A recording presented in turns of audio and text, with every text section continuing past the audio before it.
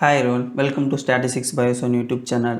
I am Moganathanari. If you like our channel videos, please click the subscription button and support to me join the channel membership. Let's go to today video. Today we will discuss topic for the Excel function in average of. This is a average of functions formula. This is average of function the data.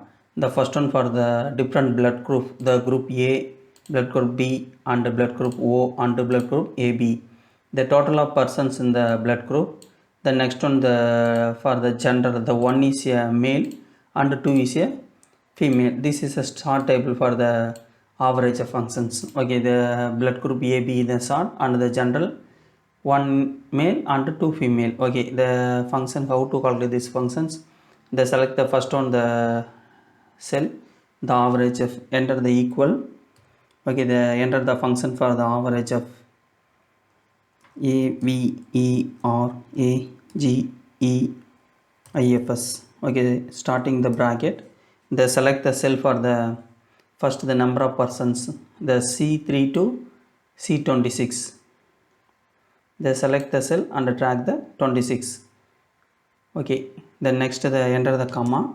The next one cell for the blood grouping, they select the B cell, the column 3, the track the cell 26.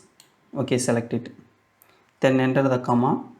The next one for the blood grouping A blood group, so enter the cell name for the G7,